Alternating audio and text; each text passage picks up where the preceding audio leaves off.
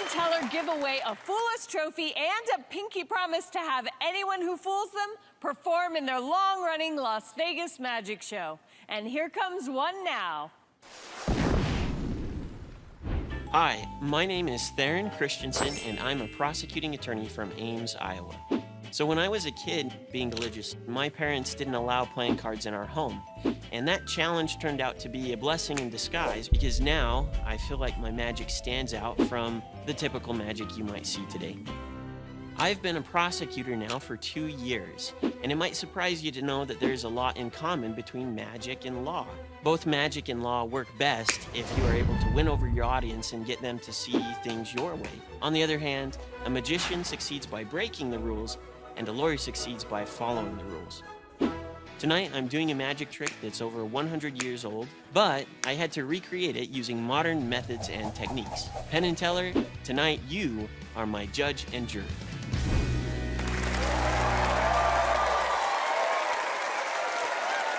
Magic Court is now in session and Penn Gillette is on the stand. So get ready to witness Theron Christensen. Ladies and gentlemen, there has been a terrible murder. In my day job as a prosecuting attorney, I spend a lot of time in the courtroom cross-examining eyewitnesses. And one of the biggest challenges I face is that eyewitnesses are notoriously unreliable. Eyewitnesses can be both dead certain and dead wrong. Allow me to demonstrate. Penn. Yes. Let's imagine a crime has been committed, and you are the eyewitness testifying in the courtroom, matching wits against me, the prosecutor. Okay. Now, this means you're gonna have to pay attention to small details, rely on your memory, and tell the truth. The whole truth, nothing but the truth. Absolutely. Excellent. I'll give you my word. Inside this box is the only piece of evidence that was found at the scene of the crime: a gentleman's white handkerchief. Penn, please take this handkerchief and, using this magnifying glass, examine it thoroughly. Memorize every detail.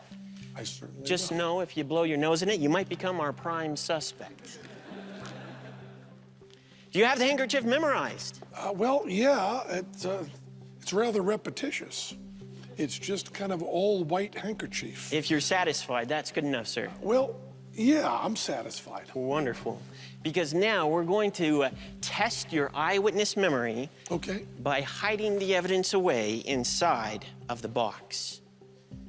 Penn, please describe for the jury, to the smallest detail, what is the evidence in this box. And remember, you are under oath. It is a white handkerchief, about so big.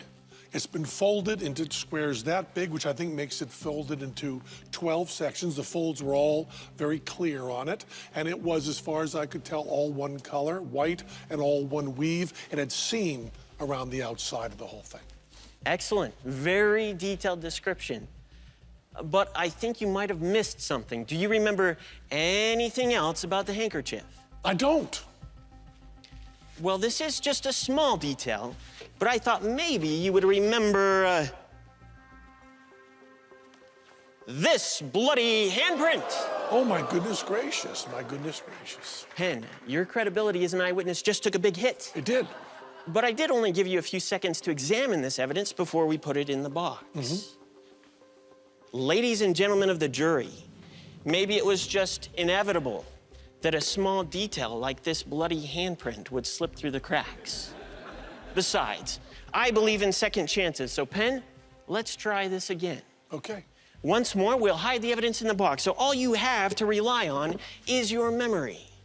Please describe to the smallest detail what is the evidence in the box. Well, it was the handkerchief just like I remembered it before, except there was a rather small, for an adult male, I guess, or maybe a small female or child's handprint in red. I didn't know it was blood. It wasn't tested, but it was in red, and it was this whole part. And then the way it was being held in front of me, it was in the lower right-hand corner.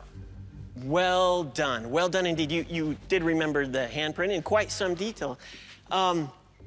there might have been just one other small detail. Do you remember anything else about the handkerchief? I don't. No.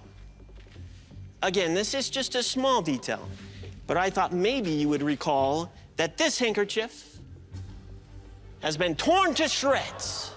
Oh, my goodness. Oh, Penn, my goodness. do you remember seeing that before we put it in the box? I don't remember seeing that. Penn, you are proving to be a very unreliable witness. Very unreliable. But don't give up just yet. I haven't. Let's try one last time.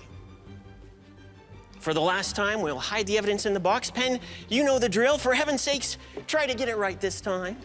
Please describe what is the evidence in this box. It was a white handkerchief folded into 12 sections with a smallish red handprint on what you were holding as the lower right, and it had, I believe, 4 slits of being ripped there, 4 or 5. Well, Mr. Gillette, Yeah. if that is in fact your real name, you have done a fine job proving my point. Because everything you thought you saw was wrong.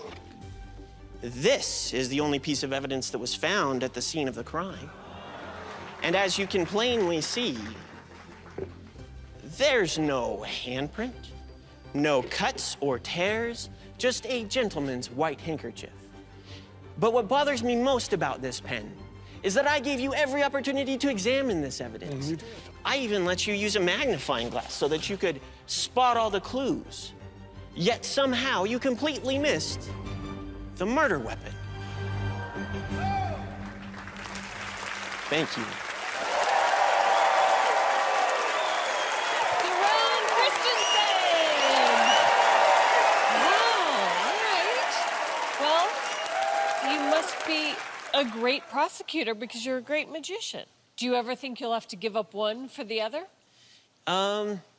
That's a good question. I think that pursuing a career in the law has definitely made me have to cut back on magic, but I have a passion for magic. I doubt that'll ever go away entirely.